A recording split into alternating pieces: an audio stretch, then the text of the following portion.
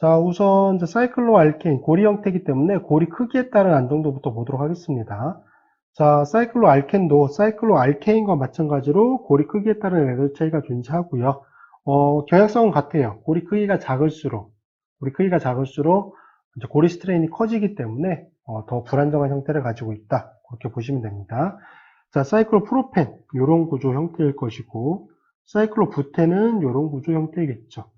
자, 사이클로프로펜 3원환이나 사이클로부텐 4원환 같은 경우는 스트레인이 매우 큽니다.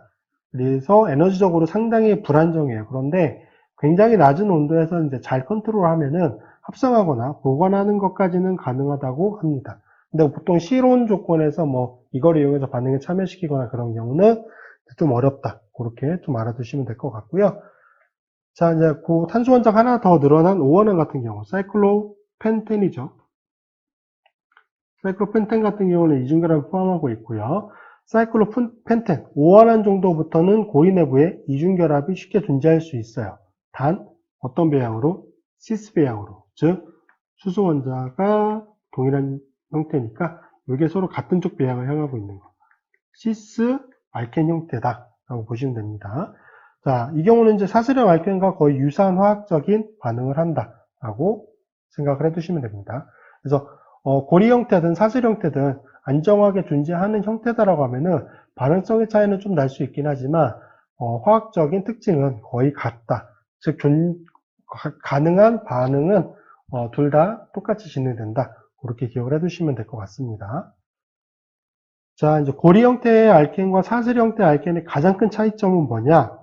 시스 형태와 트랜스 형태의 이성질체의 존재 가능성, 그리고 이제 에너지 차이입니다. 자, 먼저 사슬형 알켄. 사슬형 알켄 같은 경우는 트랜스 형태가 시스 형태보다 더 안정해요. 왜? 입체 장애가 더 적기 때문에. 예를 들면은 시스 알켄 같은 경우는 메틸 치연기가 이렇게 같은 배양을 향하게 되면 수소 원자가 서로 부딪혔죠. 근데 트랜스 알켄 같은 경우는 멀리 존재하면서 부딪힘이 적었어요. 그래서 트랜스 형태가 일반적으로 시스 형태보다 더 안정했습니다. 그런데 고리 형태는 달라요. 시스 사이클로 알켄 5원환부터는 굉장히 안정하죠. 이런 형태죠. 자, 반면에 지금 여기는 지금 알킬 치환기라고 볼 수 있는 거, 혹은 수소 원자, 이게 같은 쪽 배양을 향하고 있는 거잖아요. 그런데 만약에 이게 반대쪽을 향한다. 그러면 구조가 이렇게 그려진다는 얘기죠. 이렇게 그려지고 탄소가 하나, 둘, 셋, 네 개에 하나, 둘, 셋, 넷, 다섯 개 하나를 더 건너서 연결을 시켜야 돼요. 그러면 이쪽 편과 이쪽 편을 탄소 하나를 더 건너서 연결할 수 있을 만큼의 거리가 나올까요? 나오지 않습니다. 굉장히 구조의 뒤틀림이 심하게 되거든요. 그래서 이건 존재할 수 없어요. 그래서 트랜스 형태는 7원환까지는 존재하지 않는다고 봐야 됩니다. 7원환까지는 존재하지 않거나 존재한다 해도 에너지가 매우 높아요. 그럼 에너지가 매우 높은 건 다루기가 너무 어렵기 때문에 7원환까지는 거의 존재하지 않는다라고 보시면 되고요. 8원환부터는 비교적 안정하다라고 보시면 됩니다. 그래서 8원환 형태가 이거예요. 여기는 지금 알키치환기가 서로 같은 쪽 배양을 향하고 있고 수소 원자도 같은 쪽 배양을 향하고 있으니까 얘는 시스 형태죠. 얘는 어쨌든 되게 안정해요. 시스 형태는 5원환부터는 훨씬 안정했으니까 3원환, 4원환도 존재는 가능했잖아요. 에너지는 높긴 하지만 요거는 충분히 안정하게 존재 가능할 수 있고, 자, 이 경우는 지금 수소 원자와 이쪽 편 수소 원자가 서로 반대쪽 배양을 향하고 있죠. 알킬기도 이쪽 편은 위쪽으로 아래쪽으로.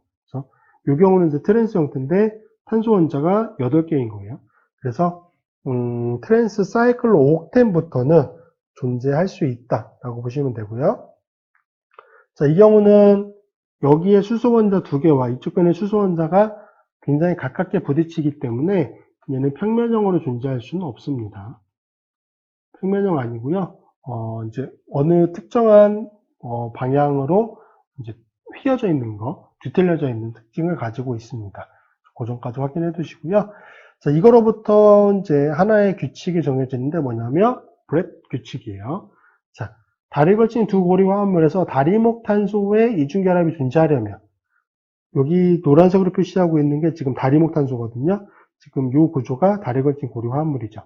다리 걸친 두 고리 화합물에서 다리목 탄소 원자의 이중결합이 존재하려면 두 고리 중 하나가 적어도 8개 탄소 원자를 가져야 된다라고 되어 있습니다.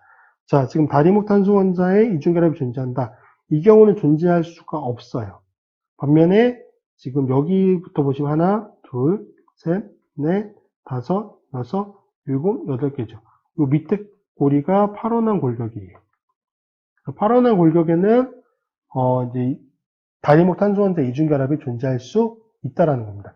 이게 왜 그러냐면 이쪽편 고리를 보시면 여기 고리를 보시면 이쪽에 탄소 이중결합의 기준으로 알끼리가 서로 같은 쪽 배양을 향하고 있죠. 수소 원자는 여기서 바깥쪽, 앞쪽, 여기도 이렇게 존재하니까 지금 빨간색으로 표시하고 있는 결합은 이중결합의 배양이 시스예요.